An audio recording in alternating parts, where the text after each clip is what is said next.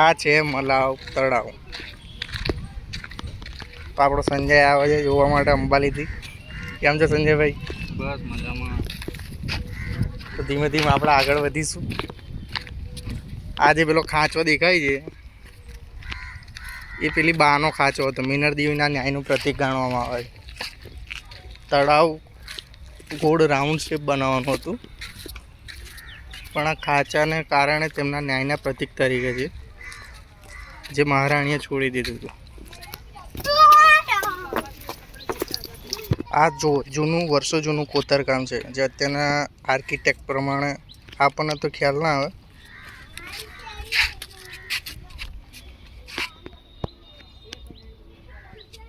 આ બે સ્તંભ હતા, અત્યારે તેના ખાલી પાયા રહ્યા છે અને આ એનો મુખ્ય રસ્તો છે. આટલો ખોચો પડાયેલો આ ન્યાયનું પ્રતીક છે, ખાંચો માનવામાં આવે છે. સીધો રસ્તો જાય છે. ઘર હતું એમનું, પુરાતત્વ વિભાગમાં આવે. હા, એ ડોશીબાનું કંઈ ઝૂંપડું હતું અને એમની પછી માલિકીની જમીન હતી અને મિનર દેવીના તળાવ બનાવવું હતું, તો એમણે જગ્યા આપી નહીં. એમની પાસે સત્તા હોવા છતાં સત્તાનો દુરુપયોગ ના કર્યો અને માસીનું માન સન્માન જાળવી રહે માટે એમને થોડી એટલી જગ્યા આપી અને આ તળાવ બનાવવામાં આવ્યું. આ તળાવ લગભગ 12મી સદીમાં બન્યું હતું. હજુ બી આના પથ્થર જુઓ તમે. આ જોઈને રામ સેતુ જેવી ફિલિંગ આવે છે નહીં? જો બંને બાજુ પાણી છે. કેટલું ઊંડું પાણી હશે, કેટલું ઊંડું પાણી હશે એ તો ખ્યાલ નહીં, પણ મસ્ત અનેરો આનંદ આવે છે. આ છે ધોળકાનું મલાવ તળાવ. તો ચાલી રહ્યા છે આપણે, ચાલતા ચાલતા જઈશું. મુખ્ય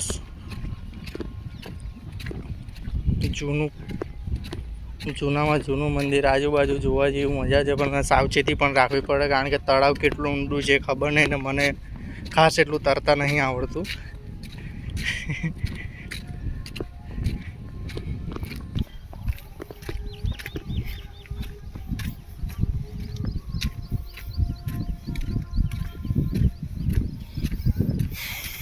આજુબાજુ પક્ષીઓનો અવાજ આવે છે, ચીચિયા. હરિયાળી છે આજુબાજુ, મસ્ત મજાનો માહોલ છે. આજુબાજુ પાણી છે, વચ્ચે વિસામાં જેવું કંઈ બનાવ્યું છે. થોડું જર્જરિત છે પણ છે તો આપણું. અહીંયા પાણી ભરેલું છે તો ધીમે ધીમે જવું પડશે, પગ લસરી ના પડે. ઝીણી ઝીણી મચ્છી છે, જોઈ શકો તમે, બચ્ચા છે.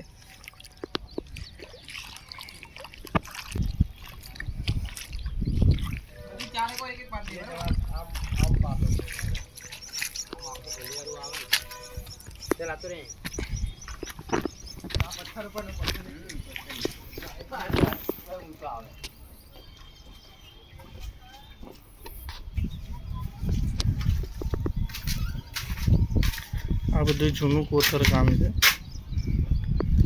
ત્યારના શિલ્પીઓનું. ઉપર આ લાકડાનું માળિયું બનાવેલું છે, વર્ષો જૂનું છે, હજુ પણ કંઈ કાટ લાગે મતલબ ખવાયું નથી. જોઈ શકો છો.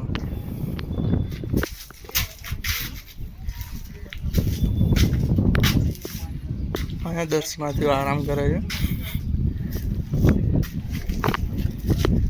અને આજુબાજુનું જગ્યા થોડું તૂટી ગયું છે પણ વ્યવસ્થિત છે. હમણાં પણ બોર્ડર લાઈન વ્યવસ્થિત બનાવી છે. અમુક કોતરકામ નીકળી ગયા છે, અમુક છે. કોઈ સિક્યુરિટી ગાર્ડ દેખાતા નથી સાચવવા માટે, થોડી સાફ સફાઈ પણ નથી.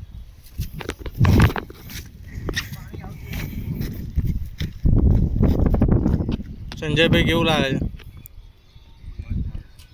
કોતરકામમાં થોડું એડિટિંગ કર્યું એવું લાગે છે, બચાવવા માટે વારસો આપણો. આ નીચે જોઈ શકો તમે જૂનું કોતરકામ કેટલું સરસ છે. આ સમજવું હોય તો આપણા સાહિત્ય વાંચવા પડે, કંઈક ને કંઈક એનો અર્થ નીકળતો હોય છે.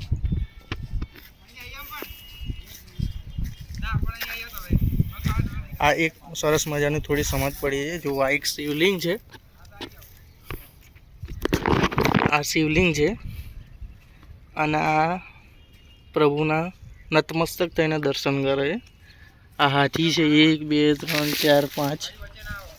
પછી આ જૂની બધી કલાકૃતિઓ છે જે ભગવાનના આ ભગવાનની મૂર્તિ રાખે છે નટરાજ જેવી. થોડું કોતરકામ સચવાયું નથી. 12મી સદીનું અત્યાર સુધી હોય એક મોટી વાત છે. બીજું ઘણું બધું સમજવા લાયક છે, પણ એના માટે પૂરેપૂરો ટાઈમ લેવો પડે, એનામાં ઊંડો અભ્યાસ કરવો પડે તો ઘણું બધું જાણવા મળી શકે છે. હું દૂર જઈને તમને પૂરેપૂરું બતાવું. અહીંયા થોડું રિસ્ક છે, ધીમે ધીમે જવું પડશે. ઝીણી ઝીણી મચ્છી રમી રહી.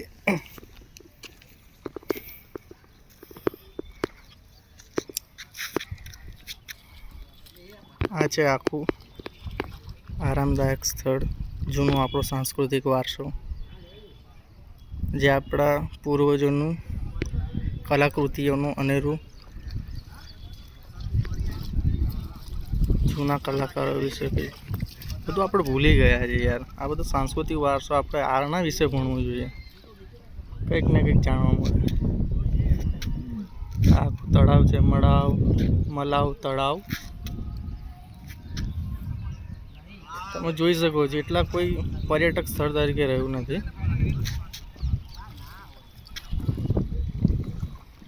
કે કોઈ સિક્યુરિટી નથી, કે કોઈ એમ સાફ સફાઈ નથી, તો કઈ રીતે સચવાઈ રહેશે? ઉપર સાફ સફાઈ નથી થઈ. સારું મિત્રો, આના વિશે વધુ માહિતી માટે તમે કોમેન્ટ કરજો, લાઈક કરજો, શેર કરજો, સબસ્ક્રાઈબ કરજો. તો બીજો નેક્સ્ટ પાર્ટ 2 બનાવીશું, તો તમને ગમશે તો.